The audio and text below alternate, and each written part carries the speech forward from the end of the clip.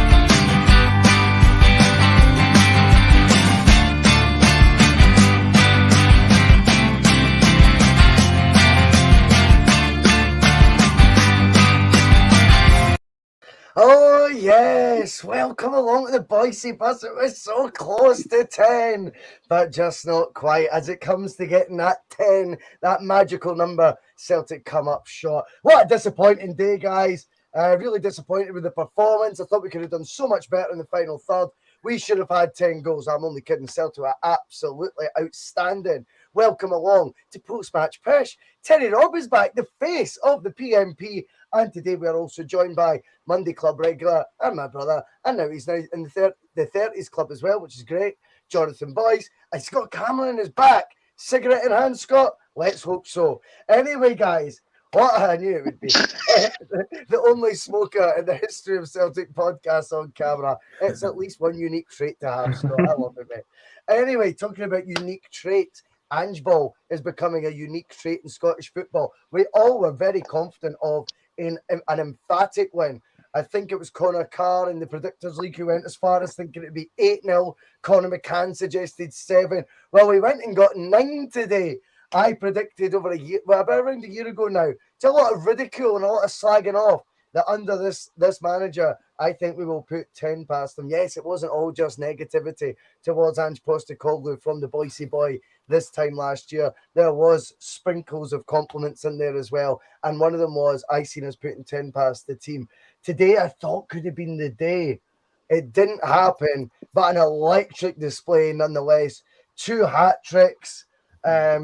The carbon copy style of the goals as well, showing exactly that there is a strategy, a purpose to how we play, and the identity we now have is epitomised in these back post tap-ins, which we've seen time and time again today. And of course, there was that absolute belter from Kyogo. Terry Robb, this is how it feels to be Celtic. Yeah, thoroughly enjoyed that today, boys. I enjoyed it almost as much as I enjoyed Nostalgia on Friday night with Phil and Liam. I really thoroughly enjoyed that show the other night. But today, yeah, what can you say? I mean, probably first 10, 15 minutes, I'd say we weren't perfect. There were little bits of passing was sloppy.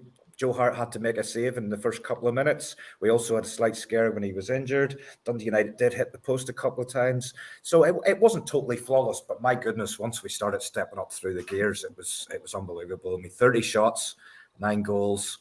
as you say, in the final third, we were absolutely devastating. Really, really enjoyed that today. I just hope we haven't used up all our goals. I hope we've saved a few for next Saturday as well. It's an interesting take, that, but I've got to be honest, Terry, mate. I think that the goals are actually just, they're just beginning to get, the juices flowing right now for goals. I don't see that being something that'll be a concern. I think now, in fact, if anything, there was a marker laid today, Jonathan. Now, obviously, it's a big week that we go into. We all know what comes next weekend. It's an opportunity for Celtic to go 5 points clear already. And that's how we're going to be looking at it. We're going to be fully optimism now. There is no doubt in my mind that when you look at a score line like that, even if you're part of the other mob's fan base and they just see the score, they'll claim they not watched the goals or they didn't watch the game, but they probably did. But trust me, it puts that fear factor out there. What is going on with that team? How are they doing this? A lot of people might want to focus, Jonathan, on Dundee United, chucking it or being shy, or Jack Ross, the myth goes on. But I think today is just all about celebrating Celtic successes. And I think what an intimidating scoreline it is, Jonathan, but not just that. The fact was we actually rotated a wee bit today as well. We took out Jens, who's got a couple of goals from centre-half already. We bring in Spfl. He's back in the score sheet for the second time this season. In the front three, Abada comes in, Jonathan. And honestly, I just think he is making a case now where he is, like we've always said about the Giakoumakis debate, Jonathan, just keep bringing him on, let him keep scoring goals and force Angie's hand. I think Abada is entering into that territory where Angie's got a very tough but a very enviable conundrum. But yes, albeit with that rotation today, Jonathan, it was just a joy, wasn't it? Oh, it was unbelievable, to be honest. I was more of the conservative predictor on the bus. I think I went 4-1 for Celtic. Actually, I thought Dundee United were scoring somehow. Silly old me. But when you look back at it, yeah, the whole performance was outstanding. I think I take Terry's point. I think we started a wee bit slowly. Joe Hart deserves tremendous credit because I think that can almost get forgotten in amongst the great attacking play that happened today. Joe Hart put his body on the line for us early on to stop us going 1-0 down and took a bad knock really at the start of that game. I thought defensively we were a wee bit slow out the traps. If I'm being completely honest, I think Starfelt took a wee bit of time to settle in. But once we found our gears, honestly, I think once Kyogo takes the game by the scruff of the neck and scores that second goal, which is from out of nothing, by the way, that ball just came to him and he just launched it into the top corner. And then from there, you just seen it. It was like a well-drilled car. It was like we were kind of just motoring along quite comfortable in second gear, kind of going over speed bumps, if you like, just navigating through the speed bumps Dundee United were putting in front of us. And then once that Kyogo second goal goes in, my God, towards the end of that half, I was thinking we could have got to 5 or 6 because there was actually a real urgency. Even when they got to 3 or 4, they were actually running to take corners, trying to get the ball back in so fast at that time. And you were just like, holy shit, this is now Celtic have decided to arrive, if you like, in this game. And they carried that into the second half. And, I think if we hadn't made the 4 substitutions, you'd have got your 10 goals 100%. Yeah. Absolutely. Yeah. That's one bit that I really enjoyed about today.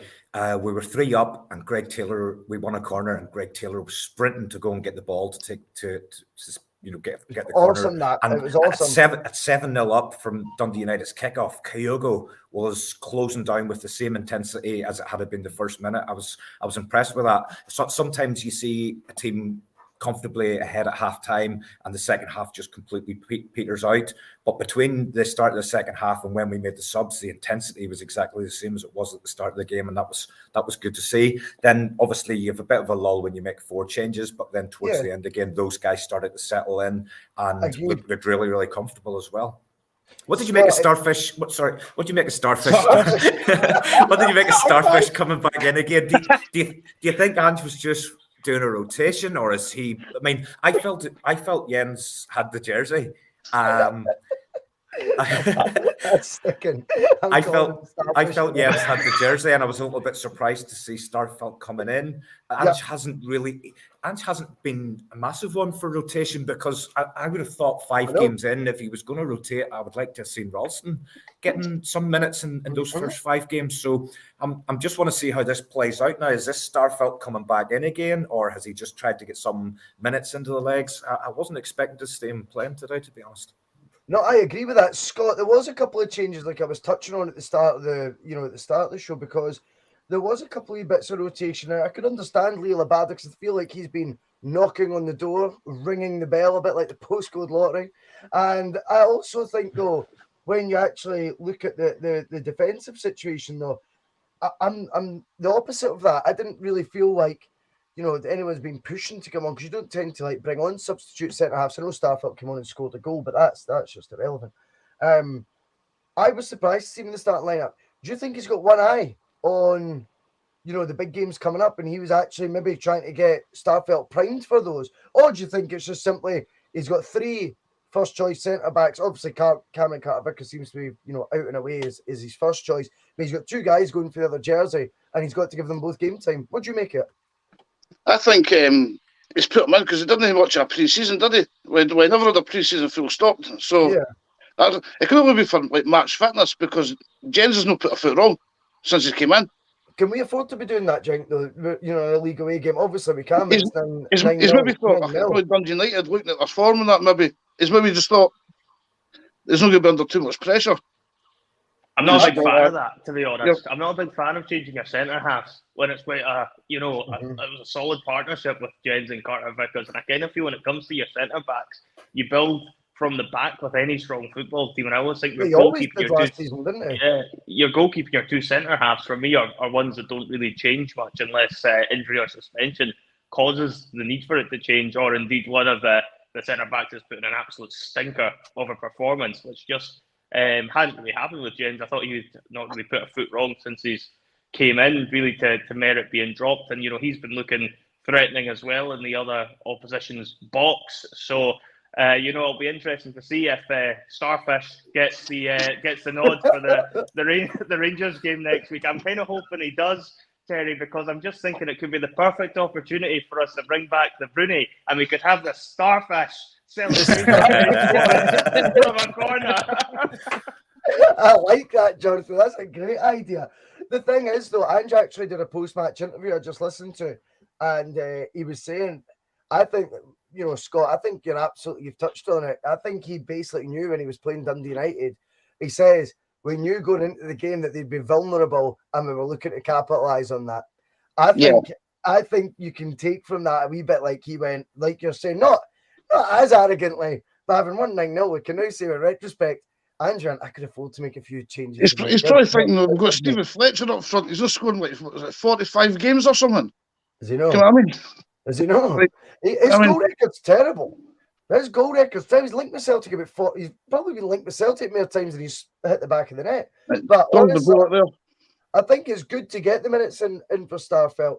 I did think that for me, right now, obviously, I thought he had a couple of moments in the first half. Terry, I think you're alluding to, there's a couple of times he's passing.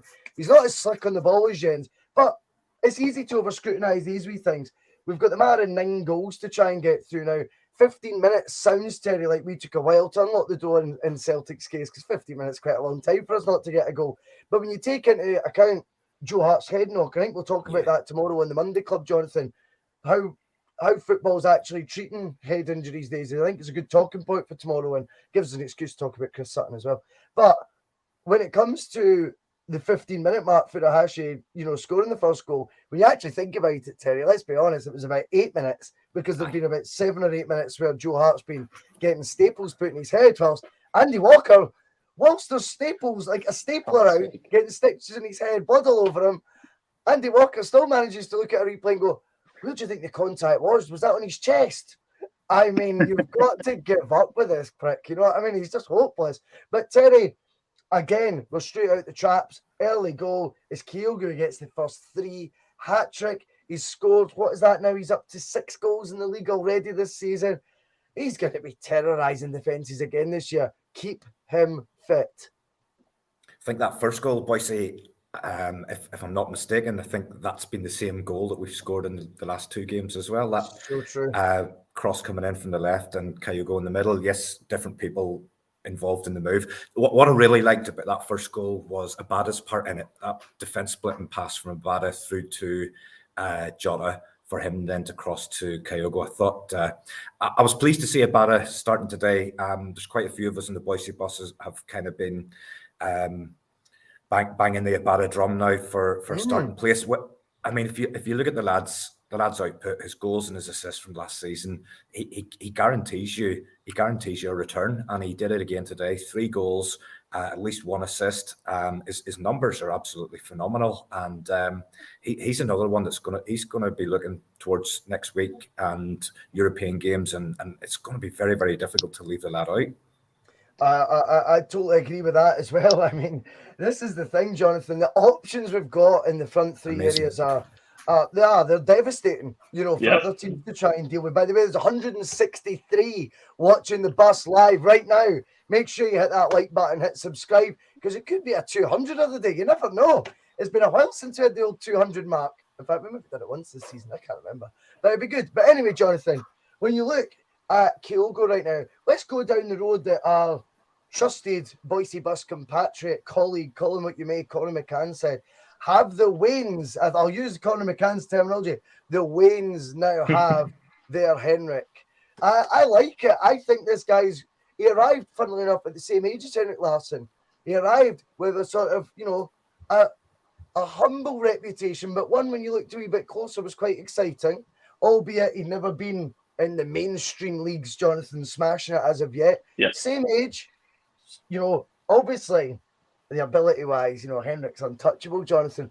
But has Kyogo got that iconic sort of streak to him that he is the boy, Jonathan? Or is it, you look through the team, though, then you can make the same argument last week about Jota. But I think in Kyogo, what we've got now is a guy a year now into settled into Scotland now, right? He's at the right age. He's got a maturity about him, Jonathan. He's also a guy now who's understanding what it is to be a number 9 even better, because he wasn't always played in this role. And just trusted him as he's out and out number 9, Jonathan, for Celtic. He wasn't always like that playing in the J League. You only need to look at any of the footage. He did a lot of the cutting in from left. So he's adapted to that position as well. He's adapted to life in Scotland. He started the season with a bang. He has an infectious smile. Do the Waynes now have, Jonathan, that iconic hero that they've been searching for, and one that they'll be able to tell their grand Waynes in the future? Well, I think it's certainly something that a lot of young kids will look at this whole team and think, my God, there's so many good players. This is a brilliant team to watch. If you're growing up watching this team, you would be spoilt for choice as to who your favourite player was. Kyogo, for me, is just one of a number of top players. It actually goes back to what minute are we at? 18 minutes, Sound of Claxon, Martin O'Neill era for me growing up. We got that in. And there were so many players that I admired in that team growing up. And I think what Ange Postecoglou is building here is a very strong unit rather than just one integral component in Kyogo. Whether he turns out to be quite the same as Larsson, I think time's going to tell, because we'll soon see if Kyogo can make the same sort of impact in Europe as Henrik did. He's going to get his opportunity, of course, this year, but by all means, I think he will. From what we've seen of him last season in the European games, Kyogo looks like he'll be a handful for just about anyone, and I've got no issues at all with him going into games against the likes of Real Madrid and causing them problems there. I think when you look at Kyogo as well as work rate, it's just fantastic for kids, that are coming through to see exactly how much effort he's willing to put in. And it goes back to what Terry was saying. Even when Celtic had that game completely done and dusted, Kyogo was one of the first ones to get the press on every time. Everyone was at 5-6, and when the fans are all chanting for 10, Kyogo's one of the ones that's desperately trying to make it happen towards the end of that game. So it's all really refreshing, and I do think you look at somebody like Kyogo, the types of goals he's scored as well are just all sorts of different ones. He's certainly somebody that's exciting to watch, and something, I don't even think we've seen the best of him yet. Scott, it wasn't just about Kyogo, though. There was another man who got a hat-trick today. Easy to forget. Whilst we're talking about Kyogo coming in his peak years and being excited about that, we've got a guy who joined in a 5-year deal last summer at 19 years old. He's only 20, just now approaching his 21st birthday. Liel Abada. First start of the season. He makes that sort of an impact. We've got Maeda, who's came out the team, and now there's people in the comments already asking, well, what happens with Maeda? Because he's been unbelievable for us and is such an Ange-type player. And then you've got the conundrum of, we've also just signed the guy we wanted last year for around the £6 million bracket. We've just brought in on a 5-year deal, Haksabanovic. Let's be honest. Haksabanovic must be sitting there, Scott, right now going, How am I going to get in that team?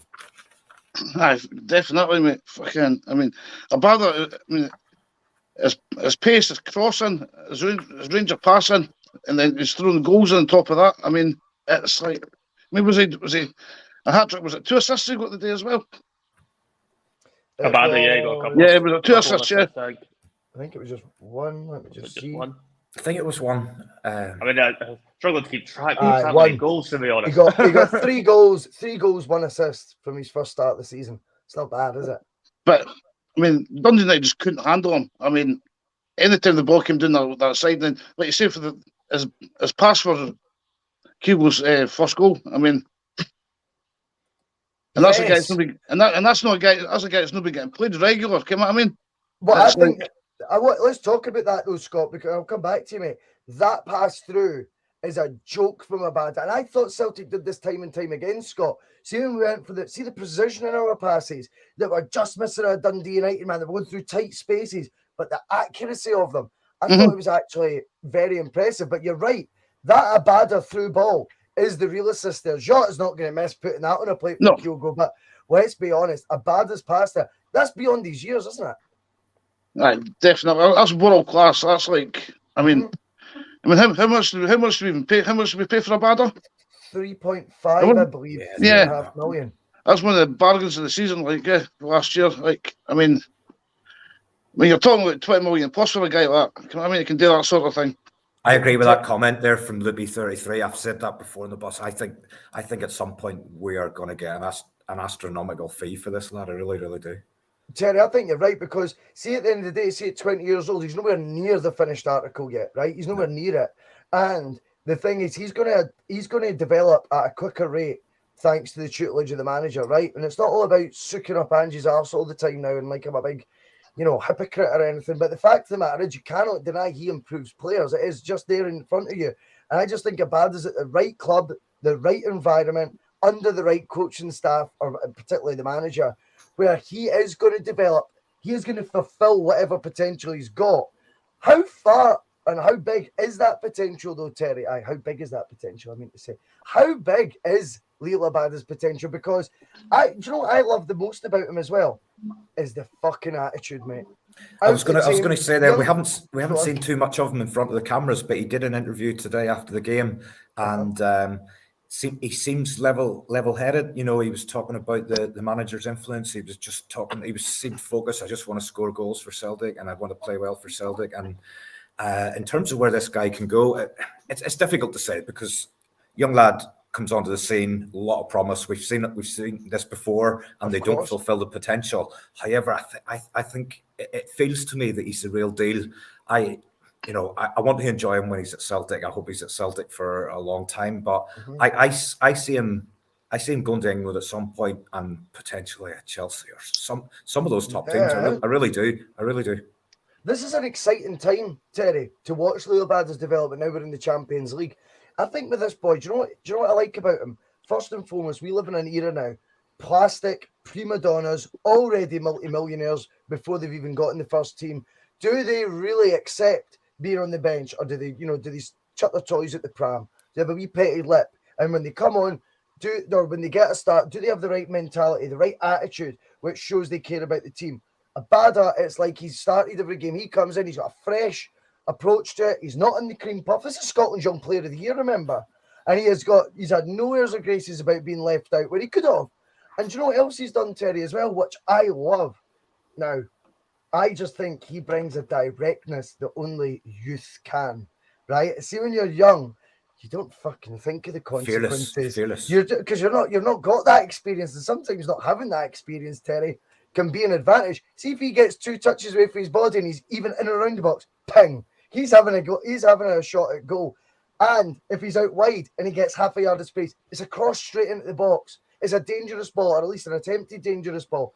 That directness again gives us another equation for other teams to try and solve, doesn't it, Terry? Yeah, absolutely. And I know we're talking about Abada there, but there was a performance that I really enjoyed today whilst he was on the park, and he was overshadowed probably by all the guys with the goals and assists. But I enjoyed Hatate's performance today. I thought he was he was effective. There was a couple of little things he done. There was one of the goals in particular where he did a dummy. He shaped as if he was about to play the ball, and then he stepped back from it, and then we scored. I was really enjoying Hatate's performance today. He seems to have benefited from the summer break. He actually looks a little bit stronger to me. He's maybe bulked up a little bit. But I was enjoying his performance today. But I mean, you win 9-0, and I know I was trying to pick a few holes and bits and pieces earlier, but we said there at Dundee United they couldn't cope with Abada. They couldn't cope with any Celtic players today. They were absolutely shocking. It's nice to see Paul back on there, to see the comment coming up. Yeah, how you doing, Paul? Really good to see you back, mate. Good to see Paul, yeah. Good to see Paul. I think when you talk about Hatate, it's a good point, Terry. I think he was far too intelligent for Dundee United players. At times, there was a few times he linked up extremely well with Kyogo, and the two of them just seemed to be in complete constant sort of mental understanding of each other. A sort of non-verbal sort of arrangement where they just knew exactly where the other one was going to be a lot of the time. So I think when you're looking at that, Hatate's going to be so crucial for us. I think he's beginning to adapt a wee bit more to the Scottish game as well. Obviously, I was at the Aberdeen game, as you were as well, Terry. I didn't actually notice, but he has a gum shield now that he wears, which I think he wore at the Aberdeen game, but I must have passed me by on that occasion. But that's all. He's just went and got the big dentures like all the rest of the footballers have. That's all he's done. Do you think he's maybe not just thinking of potentially a bump in the face, Russell? He's maybe thinking... He said his teeth done, Jonathan, and he wore the gum shield. And that's how he was getting taken off. It was all getting exaggerated. I bet you any money he's got the whitest dentures in Europe right now. I bet you any money. I liked Hatate's touch for Juranovic's goal. Yes. So he was lined in the wall. What was going on there? What was that all about? What were those two actually doing? Can I just say something though? I actually am at that stage now where I'm not even convinced that wasn't deliberate.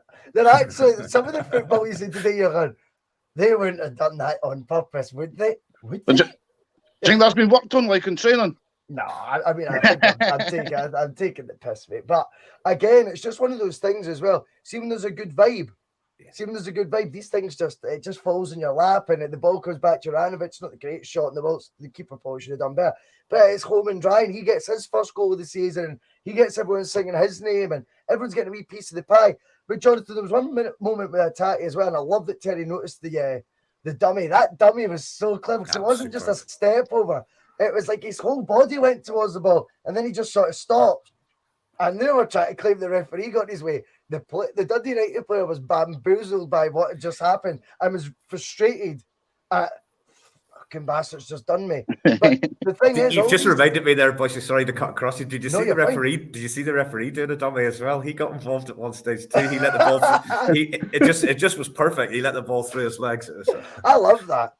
But the thing is, even it leads to a goal, you go, these things are getting done with a bit of purpose. It wasn't showboating, but there was one moment where you really knew Hatate was he was in full swing, Jonathan. I don't know if you remember it, but it was in the first half, and he's took the ball across the sort of halfway line, and he's just sprayed a 50-yard ball to the right wing, and I mean it is onto the instep of Abada's boot. He's not had to move for it, Jonathan. He's just walking up the ball. This ball is fizzed, and I just thought there was a bit of swagger in that. You know, the dummy was a bit of pizzazz, but obviously it's led to a goal, so fair dues.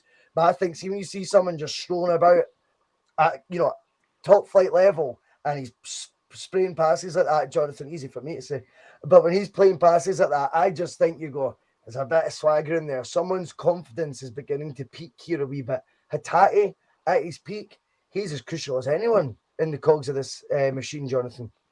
Yeah, no, I think we're definitely going to see the best of him now. He was badly in the break at the end of last season. I think a few of us were wondering if he had already showed us his best bits, and it was maybe just a flash in the pan when he came in, against Hearts and obviously Rangers in January this year. But he's came back this season, and he looks like a totally different, revitalised player.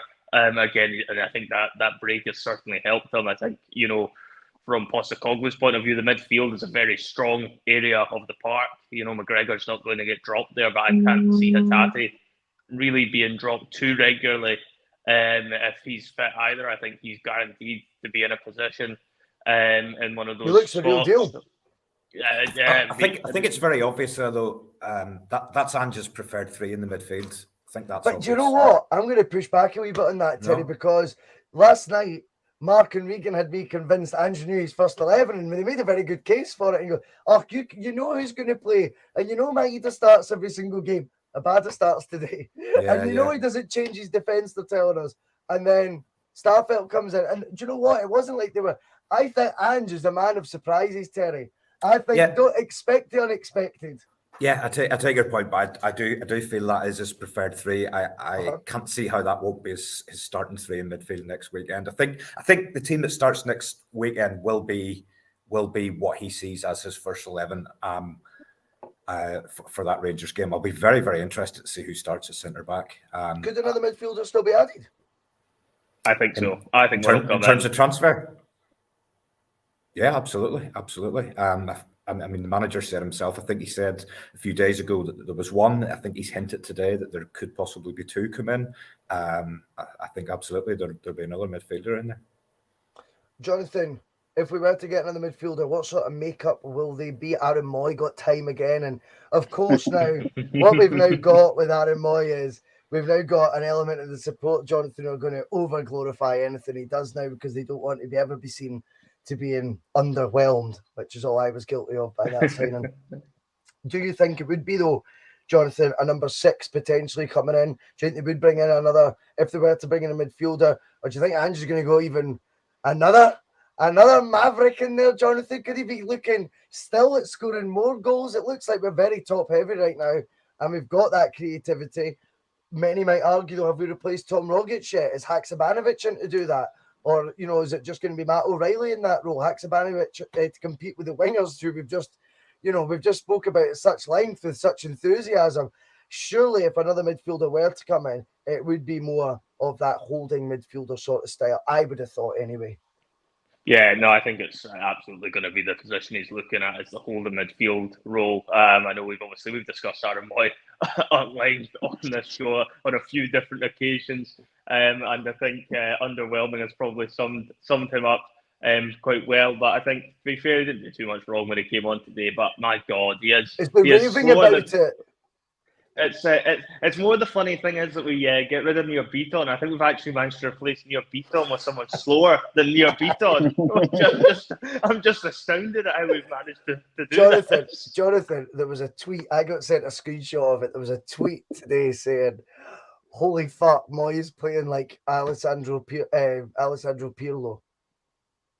Oh, for goodness sake. I mean, fuck me. Like, I like to put a positive spin on things, but no. But I still think that area, I mean, I think Moy's been brought in to try and show things up or whatever, but if he does bring in a midfielder, Jonathan, it's going to be in that sort of holding role, isn't it?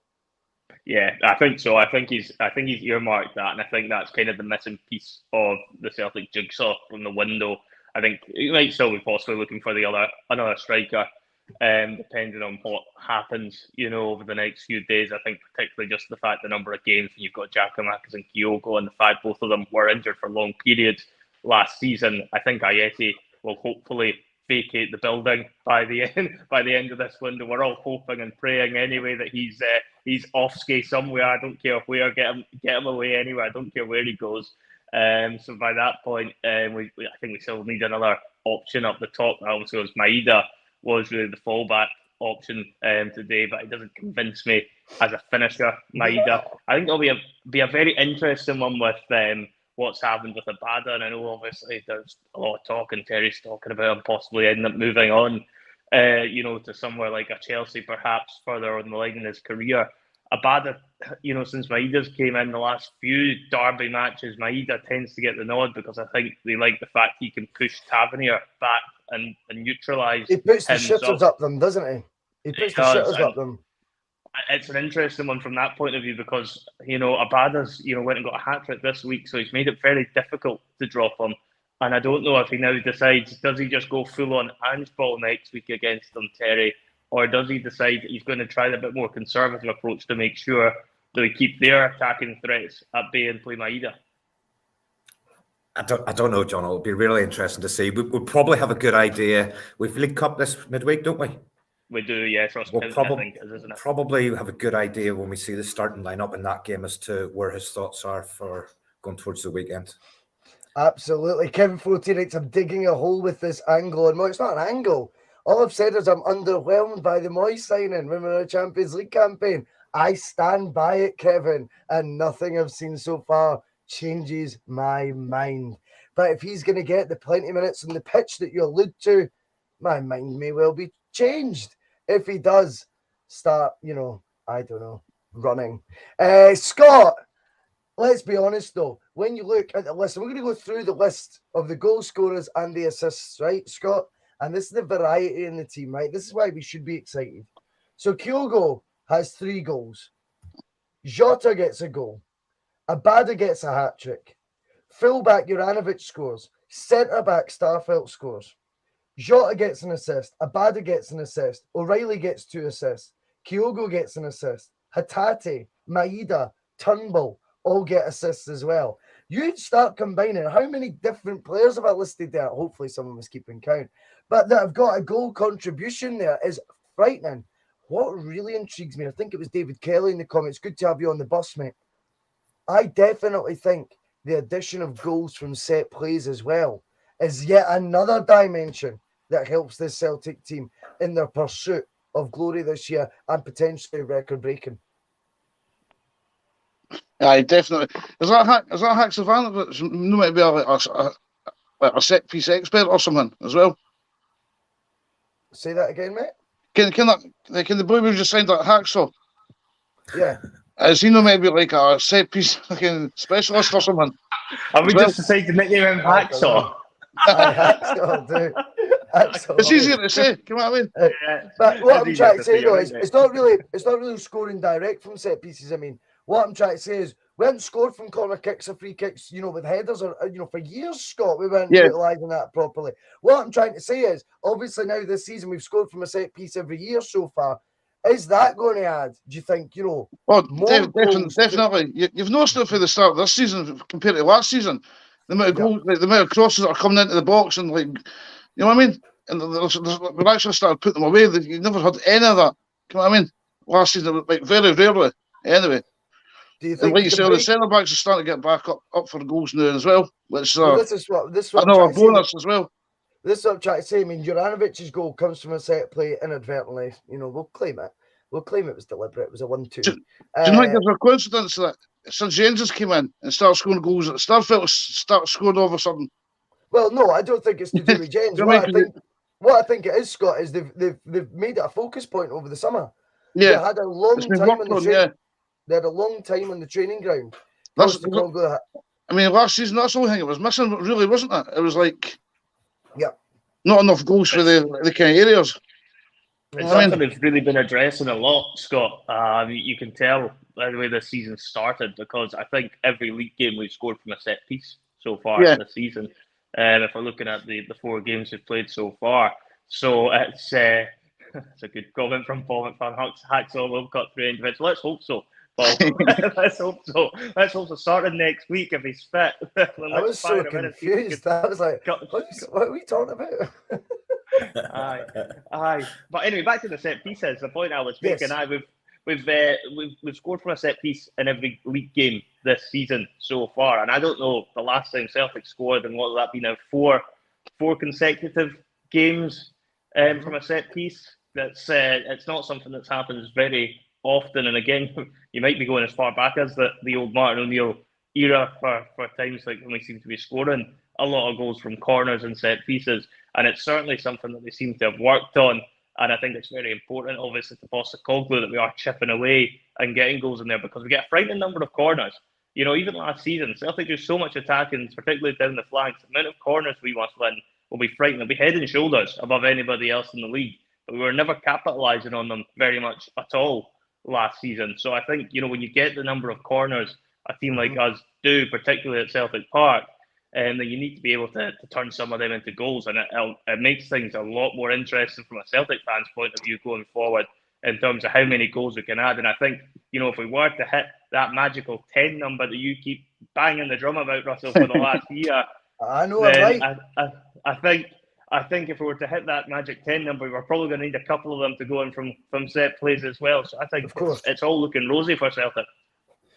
Definitely. I mean, it's almost unfair that, you know, when we're picking out individuals, but there is another one that Monty's just brought to us their attention. You know, Matt O'Reilly today, again, I mean, Terry, he's been linked heavily this week, not just with Liverpool. There was a couple other clubs then added to the list that were apparently sniffing around.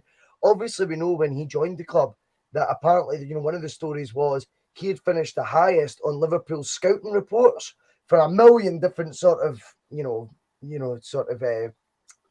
statistics that these guys analyze, and some of the data stuff, I don't know, maybe they're trying a wee bit too hard with all that shit. But anyway, I think the fact that O'Reilly was flagged to Liverpool sort of hierarchy is he's top of the pile in the whole EFL for all of these. You know, it's no surprise. It's essential, though, that we continue his development at Celtic this season. I mean, he goes under the radar almost, O'Reilly, but what a tidy player. And for 1.5 million, Terry, that doesn't happen often in 2022. Yeah, he's a lovely footballer. He's got really good feet. One thing that I was impressed with today, because it led to a goal and you kind of pick up on it a wee bit more. I kind of feel he possibly didn't track back just as sort of energetic in the same way as when he's going forward, but he did actually win the ball back today. He a tackle from O'Reilly, I think, set up the goal from Kyogo from outside the box. And there was one where he gave the ball away, Terry, remember? Yeah. He gave the ball away and then he recovered and he did that final tackle. And I like that. Was that the one with the tackle Madison? Aye. The United player was down for a while after. Yeah, he lost the ball, sloppy pass, but he did work back from it. Again, not something you've won 9-0 and you obviously the goals and things like that, but little bits and pieces like that where you're seeing something that you possibly feel that you haven't seen before. O'Reilly tracking back and making those tackles, maybe being a little bit harsh on him, but lovely player on the ball. And yeah, I mean, what happens with him? And I suppose with another few days to maybe sweat out this transfer window, I've got a little bit of a niggle. I just think we might lose one this window before this window shuts. Somebody might come in with a bid that the club just can't turn down for one of these guys.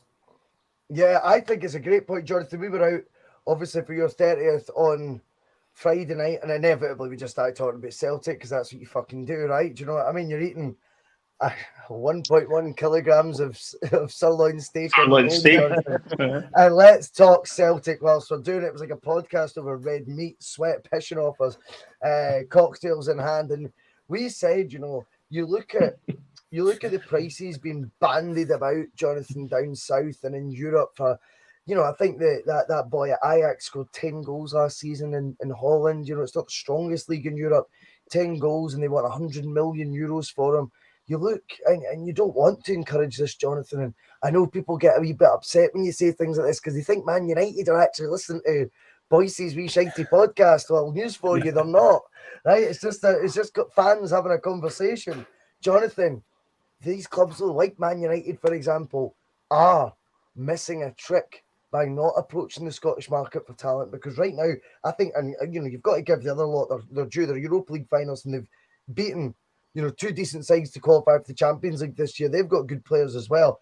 I think that's the market where, obviously, you would like Celtic to be resolute in, but there's got to be a bargain to be had for some of these clubs that are, have got plenty of cash to splash that seem to be looking in the wrong direction, but the right direction for Celtic, Jonathan, nonetheless.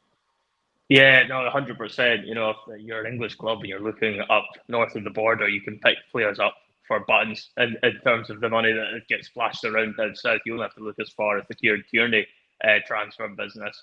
If Kieran Tierney had been playing for like an Ajax or something and then moved to Arsenal, had been far more than £25 million, you'd be talking at least 50, probably even higher, given the sort of money that just gets thrown about down south, particularly by clubs like Manchester United. Going back to Man United, I guess the way they are run at the moment, I wouldn't be overly surprised if their scouting was looking at podcasts sometimes because they see a bit of a shambles of a club, but that's just a totally different point.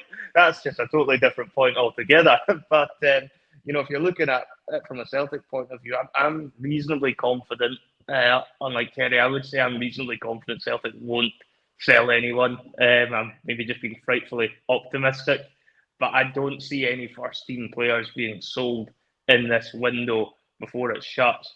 It'll be more interesting to me whether or not we're able to get another deal done for the players that we're ideally looking to get, i.e. the holding midfielder we've talked about and possibly another striker. But if you're looking at players going out, the Juranovic rumours, they all seem to have gone a lot quieter, although granted there was a few different clubs allegedly interested. O'Reilly's obviously popped up more recently, but again, I think as well when I go and look at the actual squad morale, Russell, I kind of look at it and I think the squad's in such a good place. There's nobody that I think is going to really try and angle for a move out of Celtic at the moment. So I think most of them will be quite happy to hang around. It's not a case that if, for example, I think a Man United or somebody like that did come sniffing around, I don't think the players are going to try and force Postecoglou's hand to try and get that move at this point in their career, because I think they've all bought into what Postecoglou's trying to build. I disagree with that, to be honest. I think when Man United call, you go. You only need to look at the Real Madrid players they've signed the last 2 years. From European champions, they go to Man United when they're in the Conference League. So I disagree. I think that's a bit fanciful that they wouldn't want to go to Man United, mate. I disagree with that. Well, they're a bit more of a mid-table Premiership club these days, to be fair to them. They're not as big as they once were. So I'm not entirely convinced, to be honest. They're not the juggernaut they once were by any stretch of the imagination. They'll be able to offer them insane wages, of course. But double down, Jono. Double down. He's wrong. He's fucking wrong. I look at the English Premiership and Man United. They're not particularly great. They are rebuilding. They are rebuilding. Straight from Real Madrid, Jonathan, want to go to play for Man United. People at Celtic would want to go play for Man United. It's our gift that Man United are so shite. We signed Tommy Gravesen. We signed Tommy Gravesen from Real Madrid. A slight difference. Scott, right now we're in a situation where there's 4 days left of the window. Obviously, we as fans are always optimistic. We want to see that one more addition. Celtic could sign another 2 players tonight, right? And I still think by tomorrow I'd be going, do you know what? One more before the window shuts. Say, lads, say, we could do one more before the window shuts. The key to Celtic having a successful window will be if they can do what they don't normally do and have a window where we don't sell a prized asset. We don't sell someone for, that double figure sort of fee. We shouldn't need to, because the Champions League money we're not used to has came in this time round. So that kind of negates that argument. 4 days to go. You feeling confident this Celtic squad is going to be just only, if anything, a couple of the bit part players might disappear. But other than that, the core of this, the future of this team, the first team that we're watching right now, that's going to be kept together, and maybe just one more wee spicy addition added to it. What do you think of that? Yeah, I think we're in a good position. We don't have to. For a start, we don't have to sell anybody. Everybody's happy. They're all singing off the same hymn sheet. Come on, I mean, like you said, they've all bought into it. Yeah. So I can see them staying together. I mean, we've got, like I said, there's no need to sell anybody. Everybody's happy. We've got the Champions League. Obviously. It's all down to the manager, isn't it? I mean, they're all want to play for him, so... Yeah. I mean, but what I'm trying to say, though, is obviously, right now, results like today do catch attention. Obviously, it mirrors what Liverpool did the day before. The fact that the other optic that I think is very interesting is that when you see the Champions League draw for real, that also highlights the fact Celtic are in that competition. Who did they qualify for that? Right, who's in their squad? And it just, it sounds really simple to Nesk, but I think it's easy when Celtic win the Spfl trophy for that to go under the radar. But I think, potential scouts that never stop working when they see, Celtic's in the draw. Oh, yeah, and so's Rangers, 2 teams from Scotland. Let's have a look at their squads. Do you think, with the amount of time left in the window, are you quite confident the squad stays together? And do you think we will improve it? I think the squad will stay together, and I think there might be 1, maybe 2 come in. Permanents or loans? I think maybe 1 permanent and 1 loan. What are you having for your dinner? I don't know yet. I'm just throwing questions at you, mate. 100 you know what I mean, though? It's like you might hear like another loan with an option to buy or something, because that's worked. So maybe we'll do that road again. I agree with you. I actually agree with you, Scott. I think if we bring in 1 more, I would imagine 1 more, Terry. 1 option that we may not otherwise be able to afford. Could you envisage that coming despite whatever the position may be. Yeah, I just think in terms of the sort of the structure of the transfer, I would imagine it'd be a loan. Yeah, I think going back to what you said there around when you see Celtic in the draw and that kind of thing, that also helps us whenever we're looking for players as well. The fact that we're in that Champions League draw, we're playing against. against. It makes it a reality. We've got a game against Real Madrid coming up. We've 2 games against Real Madrid coming up. It opens up opportunities that possibly before you wouldn't be able to persuade player X to come to the club. The fact you're in that group, the draw's been made. It's a sexy draw. You've got Real Madrid coming to Celtic Park. I think I kind of said it throughout the window. That sort of Stardust signing, is there somebody we could go and bring in who is on a different level to what we've got already? I know that sounds quite strange after a 9-0 victory, but we always keep going. We don't stop, mate. Yeah, we're going up another level here in 10 days' time, and if we could bring in a player who is better than what we've already got and go straight in there and go straight into that first 11, that would be amazing. Now, I don't know that we will. I think we'll get one, and it'll be a midfielder, and I don't know that it'll be somebody that goes direct into the side. I don't know. No, I think it's going to be a case. Sorry, I think it's going to be a case we might start looking now at the clubs that have not qualified for the Champions League. I think Celtic might have been shrewd and do what has been done to us on some occasions in previous windows, where we've ended up selling one of our top assets because we've missed out on Champions League football. I think there's a chance Celtic might look to try and flip the tables this time around and actually go and poach somebody from like a PSV or something of that ilk. And, that could be quite interesting, because there would be players that play for these clubs that will be more than good enough to play for a Celtic Football Club. And I think our board is financially savvy enough to look at doing something like that. And did someone say bargain? Yes, capitalising on another club's misfortune sounds something that we absolutely would do. So that's what I kind of expect another player to come in from. I think it might be from one of the clubs that didn't make the Champions League and just went out last week. Or back for another bargain from Russia. Or Dundee United or something. There's a couple of angles to that one from the Haksabanovic deal, because, and I don't want to be negative, but see, the fact of the matter is, see, when he did his interview, he goes, as soon as Celtic were interested, that's the only place I wanted to go. So that tells you Celtic never backed Andrew 5.4 million last year to buy him. But they backed him with 1.7 million to get him on the cut price deal this time round. You just always remember that. He wasn't as backed as well as he could have been last year, because he definitely was wanted by us this time last summer. He went for 5.4 million. Obviously, we didn't meet that fee because the player said himself that's where he wanted to go. But I think in terms of that idea, Jonathan, that you've just given there, I love that. Why can't the Messer become the Messi?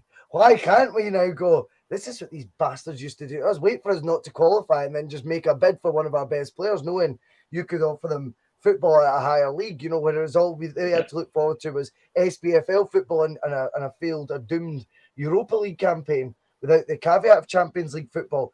But yeah, you're right, Jonathan. And it's not just PSV. There'll be many teams that have went under our radar because we're probably ignorant to a lot of it, that have definitely crashed out in the qualifying rounds for the Champions League. Maybe have one or two disillusioned players, and maybe are at clubs that go, well, you're all clever lads. I think they need the money. Maybe we could have a few clubs like that, Jonathan. I think that is a great point. It's time for Celtic to become vultures, Scott Cameron. What do you make of that, mate? Aye, sounds good, definitely. It's a good plan, eh? Yeah. I mean, when you say the pool of the Champions League, puts us in a far better position, you know what I mean? Celtic should be a hard sale anyway. And I think Andrew's a master salesman for Celtic, because he's reverted, Terry, back to selling Celtic as this is the best and biggest club you'll ever play for. There is no denying that. And that's why Scott was talking earlier about, look at the guys, they all seem to want to be there. I think that's spot on. I think that is down to how we're pitching Celtic to a prospective agent and player when we're in contract talks. Also notice as well, the length of contract we're offering players since Ange came in. Again, Haksabanovic, another example of a 5-year deal. Terry, it is exciting times that we are in right now. And as Jonathan says, yeah, he might have actually, he might be touching on something quite clever there. There will be clubs that are in a vulnerable position without that guaranteed Champions League revenue. But if they were in the mix for the Champions League, they're bound to have one or two gems. It's not like us to miss out on that. That type of Ilka player would be no problem for me to be looking at, whether it be for example, a PSV midfielder or something like that you could get maybe 20% less for than what you normally would. It's definitely happened to Celtic too many times over the years. I'm not sure PSV have got any good players, do they? I watched them last week. They weren't very good at all. Certainly not their goalkeeper anyway, Terry. Just one thing you touched on there, Bhoycie. Obviously, the mythical Ange phone call that the players have all referred to that have come in. They got once I spoke to the manager, he rang me and that was it. But we obviously don't know what it's like in the Celtic dressing room, but to use one of your words, the optics would suggest that it's a happy place to be. The guys on the sidelines who aren't in the team look almost as happy as the guys who are on the park scoring the goals. I mean, you see Anthony Ralston rushing onto the pitch to celebrate with Starfish whenever he scored his first goal. It seems like a really happy place. It doesn't seem that there's anybody throwing their toys out because they're not getting as much game time. I think they probably all appreciate over the pace they're all gonna play a part in it.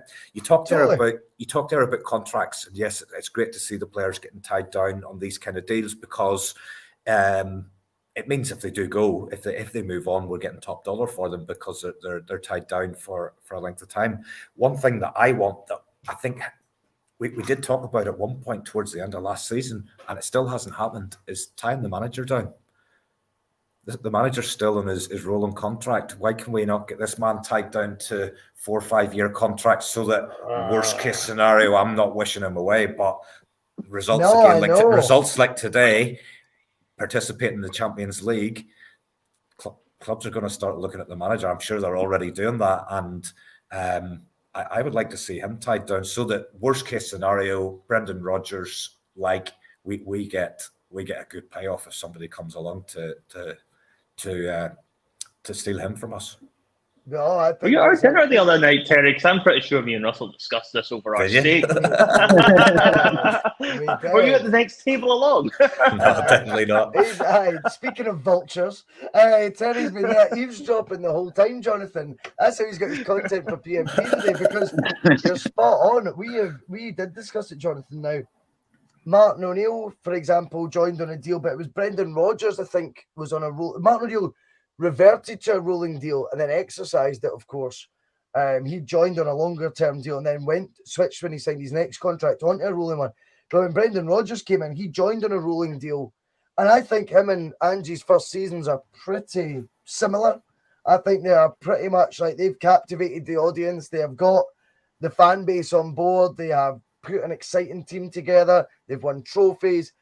The difference was Brendan went on to sign a 4-year deal that summer. Surely Celtic did ask the question this summer. They must have.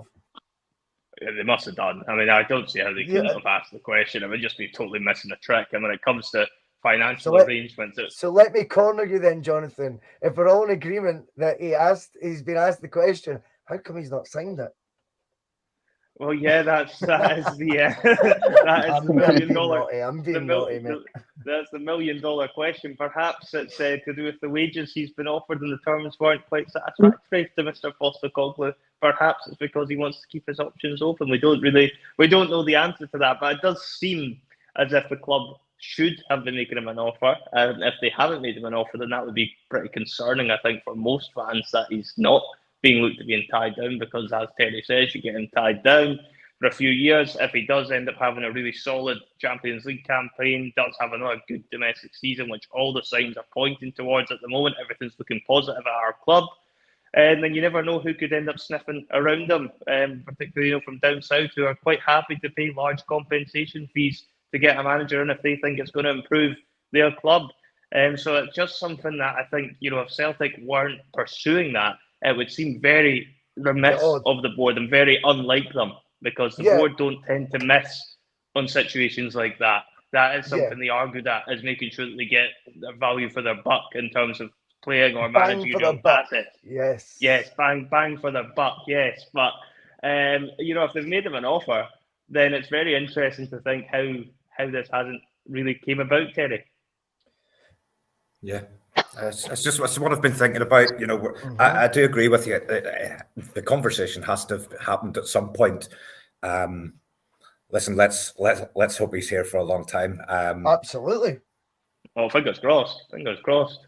I do think, you know, there might be a side to it where Celtic, and, you know, I think it's Lupe that had said, you know, in the comments, you know, it could be leverage for transfers. Give me what I want, then I'll sign my new deal. Imagine if it came 2nd of September and we announced Ange a 4-year deal. It'd be unbelievable news. I mean, I think that's the next thing Celtic should really be, as a club, you know, focusing their energy on, because it's a great signal. It's a great message to put out. And as James Maguire says, undeniably, the £9 million we got for Brendan Rodgers does soften that blow if it's spent right.